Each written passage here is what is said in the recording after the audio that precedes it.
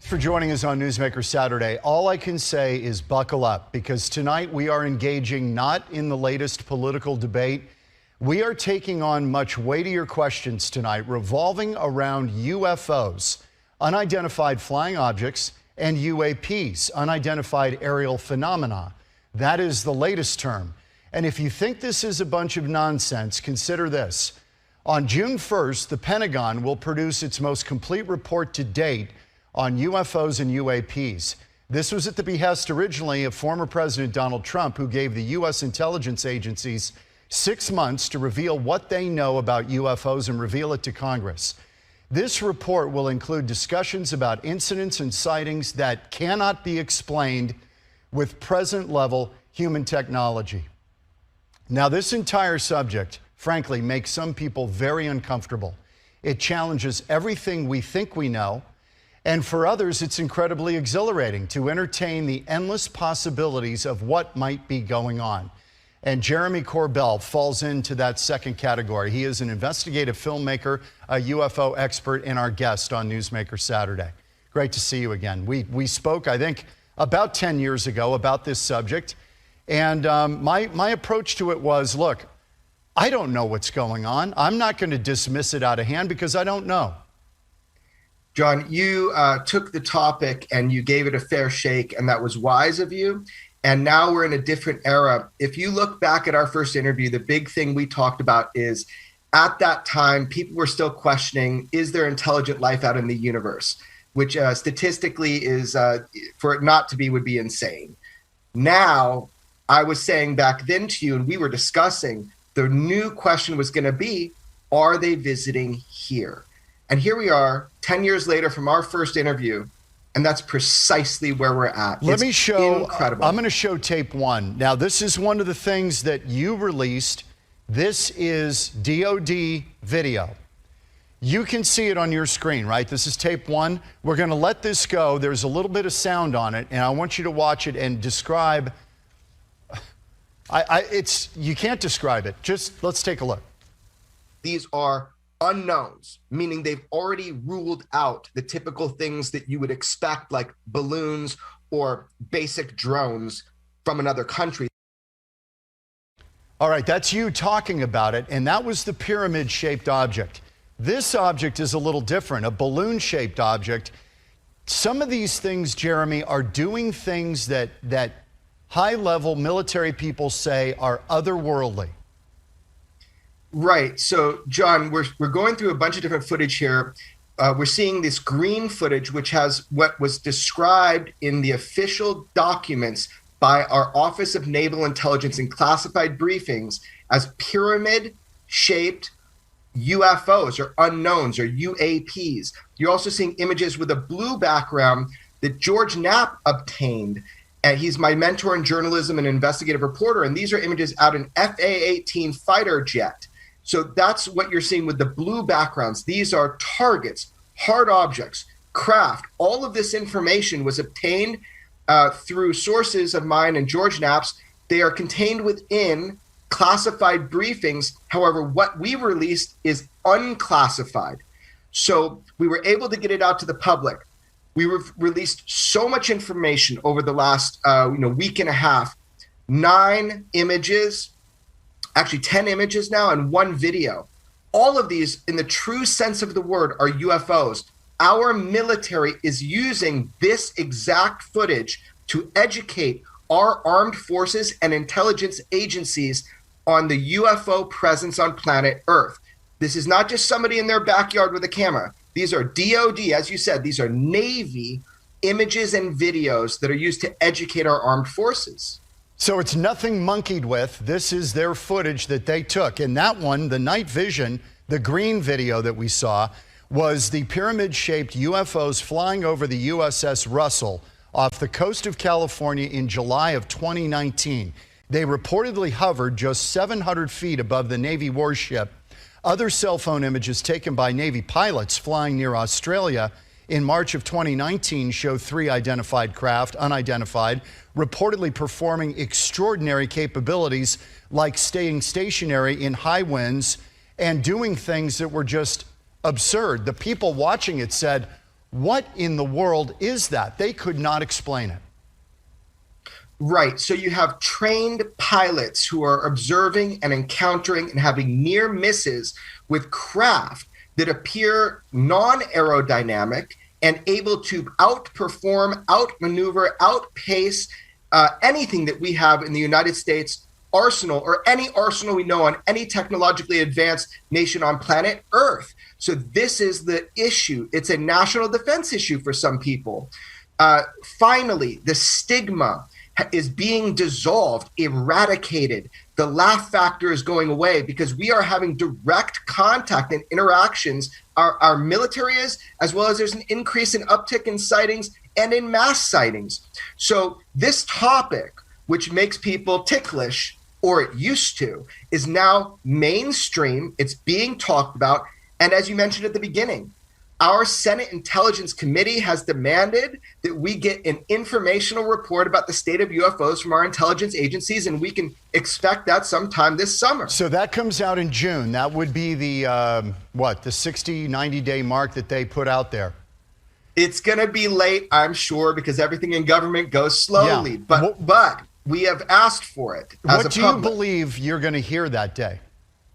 You know, I like to have low expectation and then high yield. So I'll say that the more pressure that we can put on our representatives from Congress to Senate to the President of the United States, not only do we have a right to know, the American public and the global society, we have a need to know. And honestly, we have a duty to push and to find out. So the more noise we can make, the more we can push for answers, then we're going to learn more come that report. So this is the time to raise your voice and say, I want to know what's going on with UFOs. I want to know what you know. I want to queue up, if we can, tape number 6, if we can get tape 6. We're going to hear the Navy pilots right here describing this. Let's turn up the audio. Take a listen to this. They're all going against the wind. The wind's 120 knots from the west. Okay, they're going against the wind. Yes. It's 120 knots to the west. Why that pilot was so excited is because you have a non-aerodynamic, appearing to be a saucer-shaped craft flying against the wind, and it's not losing speed, and it was able to mechanically turn in the video. These are technologies that we do not have, and that has become clear because our greatest intelligence agencies in the United States are trying to find out and identify and see how these things are propelled and operating and going against our normal reactionary propulsion systems that we know of. Right. Let's listen to this one. This is tape 6. I want to listen to, you can hear it in the pilots' voices when we run this, that they are just mystified. Tape number 6. Have any targets up here? We just had something go right over the top of us that, I hate to say this, looked like a long cylindrical object. It almost looked like a cruise missile type of thing moving really fast that went right over the top of us. Now, that was the American airline pilot encounter. But when the pilots encounter this stuff, far from dismissing it, they are just, as aeronautical folks, they look at it and say, that is amazing. What is that? And you get a lot of that in some of these descriptions and tapes that have now come to the fore. Because these are near misses. Look, John, these are really important things that are going on. When you have the safety in mind of these American fighter pilots and even just, normal pilots that are doing commercial flights, you've got a lot of lives on board, and you have objects that are flying with impunity in our airspace, in restricted airspace, and they can outmaneuver and outperform anything that we have. That is an issue on a very fundamental, basic level. Okay, let me ask you a couple of things. Is it possible, we talk about otherworldly, is it possible that another nation is way ahead of us on something? Is it possible China has developed something that we just haven't anticipated? Is it possible that any of this stuff is worldly? Of course. So every possibility is on the table when something is unidentified. So UFO means unidentified flying object. Right. It doesn't mean aliens. It doesn't mean aliens. It means you've got an object that nobody knows what it is. Right. I mean, however, trained Navy pilots like Commander David Fravor said that he believed that what he saw was not made here on Earth. And then additionally, we know the United States government has been studying UFOs because the New York Times broke that story about OSAP and ATIP, which are two programs to study UFOs. Their conclusion is that they're not ruling out extraterrestrial. They say, sure, this could be a leapfrog in technology from an adversarial nation, and that is concerning. We need to know that. Now, if that's happening, we need to know it. We need to know it. And right now, we know it's not ours. And that's the main thing. It's not the United States. It's not a black project. So it's either an adversarial nation that has leapfrogged and is now taunting and swarming our Navy ships in a brazen manner, or this is something not made from here. And saying that, let's be clear. This is a technology far more advanced than any human or humankind has ever made. And if that's the case... Yeah, let me ask you about that. Let me push back a little bit on the Pentagon and its transparency. We have plenty of history where they're hardly transparent. Could this be a grand misdirection? In other words, stuff they're testing, they're trying to pass it off as ET going on, and it's actually our stuff. It's a great question, and here's the problem with that, is that the UFO mystery has been with humankind since the beginning of recorded human history. We've been observing craft in the air before the Wright brothers, before human beings were ever in the skies. So the UFO presence, whatever UFOs are and represent, they've been here so much longer than even our military. So the problem I have with that theory is that, look, if we had this technology, we'd win. This technology simply represents an astounding change in our understanding of physics and propulsion. And John, it's not ours.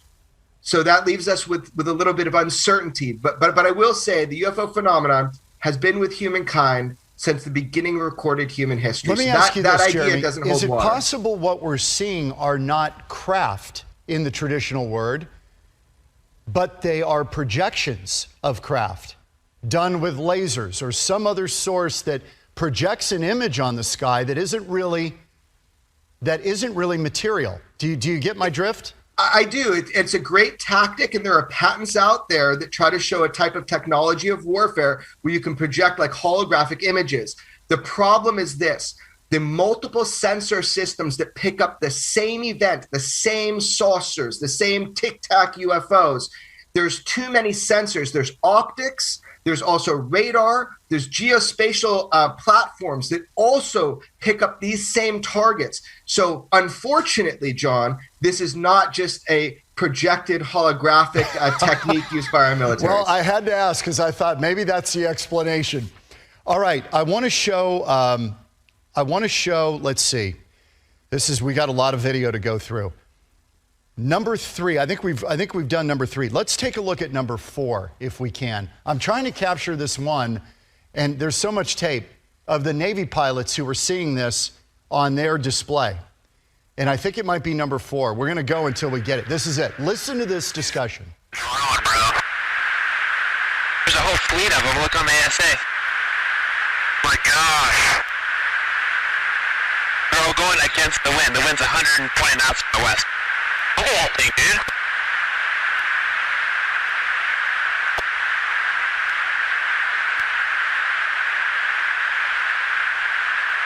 That's not our LNS though, is it? It's not. That is an LNS, dude.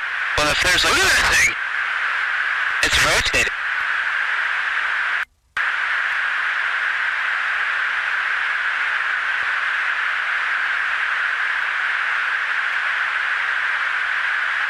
And that's the one that dives into the ocean. Oh, got it! Woohoo! Roger, that's troubleshooting. Did you box moving target? These guys have no idea what they're looking at. Okay. Right. So let me clarify. This is really important what you're looking at, right? I got goosebumps, John, but I need to clarify. The first image that you saw was called the gimbal, and he says, into the water. I released the one that went into the water. The one that you saw from the Navy pilot, it's called the Go Fast, and he was so excited because he boxed a moving target. He was able to get it on his FLIR system. And this, what you're seeing now, is called the Tic Tac UFO. This was filmed by Commander Chad Underwood, who's a friend of mine and talked with me for the first time on audio. He's the guy that filmed it. Commander David Fravor is the fighter pilot that chased it. And this is the one that defies all known physics as we know it. So the one that I released... At it, as a layperson, when we look at it, we say, well, it's just another plane. But these guys know what they're looking at, and it's doing things, even though if you're not a pilot, you may not be able to discern, but it's doing things that are otherworldly, right? Yes, there is a learning curve when you're looking at these FLIR, which is basically a thermal type camera. But listen to the testimony of the people I've done interviews with. Listen to the testimony of Commander David Fravor, of Commander Chad Underwood, who filmed it. Now, really importantly, let's back up. We've hit a big milestone as of this last week. I released, and George Knapp, together we released 10 images in one video that have shocked the world, some of the best UFO evidence that I've ever seen. And I say that because of the context, because of the origin of what it is that I was able to obtain and release to the public. And one of those objects is shown going into the water. This is called a transmedium craft, something that can penetrate the air and water barrier without destruction. So, there we go. That's it. On your screen. It's unbelievable stuff. All right. Do we have any sense? We got to take a break here. This is a fascinating topic. Do we have any idea about intent here? What are they showing any hostility, these crafts? Any hostility at all? I'll tell you this. I am not somebody, that is the question. That's what our military wants to know. What is the intent? Who are the operators of this craft? What they are doing is they are brazenly demonstrating and performing for us by swarming our warships. So there is a new level of demonstration going on. Is it a threat? I'm not qualified to say. That's our Department of Defense's point of view. That is so interesting.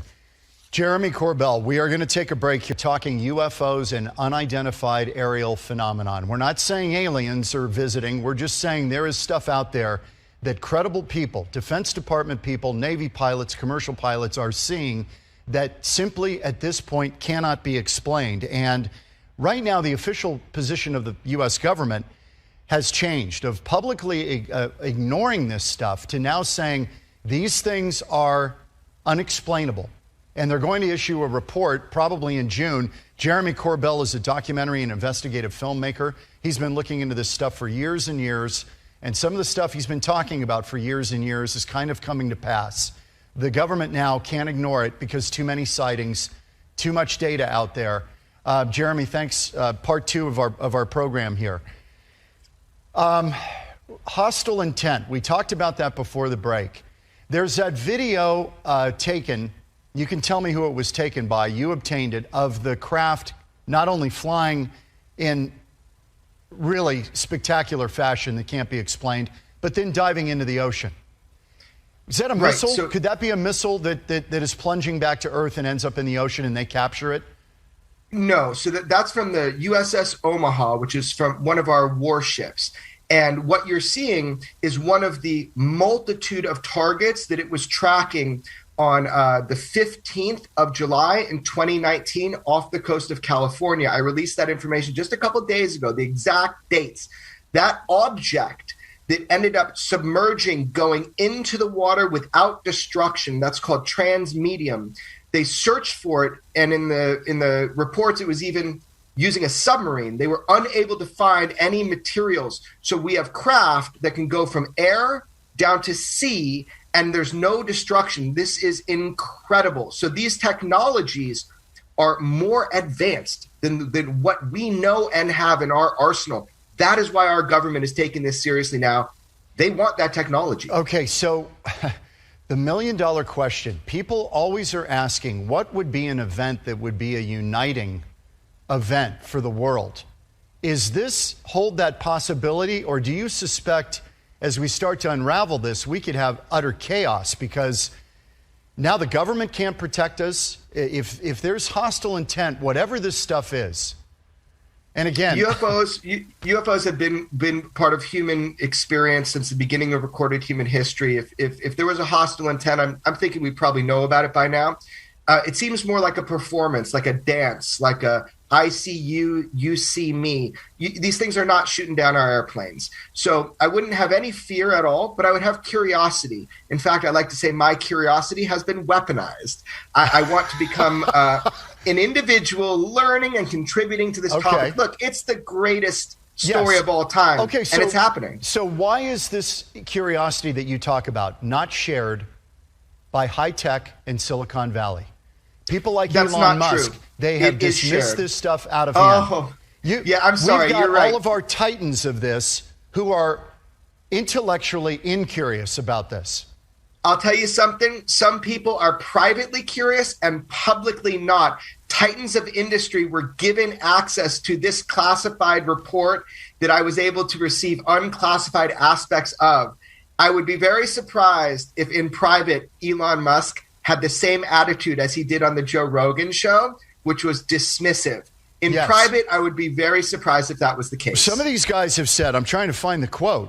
One of these guys, astrophysicist Neil deGrasse Tyson, he said that he would only take the idea seriously when aliens send him a dinner invite. Yeah, well, that's a high bar, because who knows if he's a really great guest to have even just for dinner to begin with. I don't know. I can't speak for the aliens. I'm just saying that that's a ridiculous comment from somebody who should not be acting ridiculous about the idea of extraterrestrial life and their ability to have greater physics than we do. I've had an exchange with Mr. Tyson, and I would like to respectfully disagree. I will take the dinner invitation, from other civilization, but I just think that he needs to look at this as he would and give it a fair shake as he would with any aspect of physics. Right, Jeremy. The common line is that what we know of the universe and what's out there, that any intelligent life would be too far away from us to reach us, that it's just impossible. Do you challenge that assumption? I do, and we talked about this 10 years ago, John. The concept of moving through time and space is a moot point. It absolutely doesn't matter. The only way craft can travel is gravitationally, and we are witnessing that. So these craft have to be gravitationally propelled, and this is understood within our Department of Defense that the craft are gravitationally propelled. So in which case, time and space no longer matters. It's instantaneous travel. It's hubris to believe that a reactionary propulsion system is the greatest of all propulsion systems, where you push something out the back and you go forward. These craft are gravitationally propelled, and that is demonstrated by their capabilities, recorded by our military. I was going to get into the Phoenix Lights, but I can't. We don't have enough time. We will do that next time. Will you come back after the Department of Defense, the Pentagon, issues its report on, again, not aliens, unidentified flying object, unexplained aerial phenomenon, and we're going to get more from them. There have been far more sightings than we ever knew. There is a great mystery here, John, and we have a duty to try to find out what's going on, what's flying with impunity in our skies. Let it be a foreign nation or let it be something more exotic. That doesn't matter. What matters is that we, as the American public and our military, have transparency, UFO transparency. And using that, we're able to determine what is going on with this UFO mystery. Jeremy Corbell, it's great to see you again. Great to have you on the program, and we can't wait to have you back. Thank you, John. We spent some time reporting on this story. We should have spent a lot more time, because this could be the most consequential thing to happen to this country, to this world, maybe ever. In June, the United States government is set to release a public report on everything it knows about UFOs. Lou Elizondo is the former head of the Advanced Aerospace Threat Identification Program. He's been on the show a number of times. He just spoke to the New York Post about what that report will show. According to Elizondo, we will find an intelligence failure on the part of the U.S. intel community on the level of 9/11. The last time we had an intelligence failure of this country, a major one, which was 9/11, it took us almost 3 years to come up with the 9/11 Commission report. Okay, it takes a long time. let's just go down the rabbit hole here for a second. Let's just assume this is some sort of adversarial or foreign technology that several decades now has managed to leapfrog us and evade all 18 members of the intelligence community, despite our best human intelligence, signals intelligence, imagery intelligence, yada, yada, yada, yada, right? That would be an intelligence failure that would eclipse just about anything else this country has ever faced, especially if this has occurred for decades, that there's a foreign adversary that can put a nuclear warhead within moments over Washington, D.C. Okay, that's a problem. Yeah, that's a problem. And too few have considered it from that perspective. Nick Pope is a former Ministry of Defense official from the UK and perfectly positioned to answer the obvious question, which is, why didn't we see this coming? He joins us now. Nick, thanks so much for coming on. I thought Lou made a very solid point, and I'm embarrassed I hadn't thought of it before, which is this is, among other things, whatever these objects are, a potentially very grave threat to nation states. So where was the intelligence community in warning about this and learning more about it? Where were they? Well, that has to be answered, absolutely. I mean, we are under siege. It's like there's a war of nerves going on. And if this was drones belonging to a foreign adversary, there would be an absolute outcry. And yet, the situation we're in, that we don't know what these things are, and they might even be extraterrestrial, that's worse. So I agree with Luis Elizondo on this. This is a potential catastrophic failure of intelligence. And if it happened because skeptical bureaucrats were just saying to themselves, it can't be, therefore it isn't, then there must be a reckoning. So you say, and that is such a great point and nicely put, but you described it as a siege. Give our viewers who don't follow this topic closely a sense of the magnitude of data coming in about these encounters. Yeah, I mean, this is absolutely extraordinary. And every day it seems like new information drops, things that the public and the media weren't told. So, for example, former Director of National Intelligence John Ratcliffe just threw into the conversation the other day the fact that the satellite imagery of all this and some of the speeds being reported seem to blow the theory about foreign drones out of the water. We must be told what's going on here, and we should think of this upcoming report to Congress as an intelligence assessment of the phenomenon itself, and one that's long overdue. There are a lot of these. This is not like, you know, some drunk guy in a rural road in northern New Hampshire saw something weird. I mean, this is the U.S. military regularly, very often recording these objects. Yes, absolutely. It's pilots, it's radar operators, it's satellite data, it's measurement and signature intelligence. There's such a lot of information now, so much that the US Navy has instructions for its pilots on what to do if they encounter these things. Now, I think as we go into May, in the run-up to this report going to Congress, there's going to be a lot of things going on behind the scenes, a lot of politicking, jockeying for position, factions trying to kind of have their say on this. I anticipate more leaks of information, photos, videos, documents. There's a lot more to come here. Nick Pope has been on this for so long. I appreciate your steadfast commitment to answering obvious questions. You know, what is this? Thank you.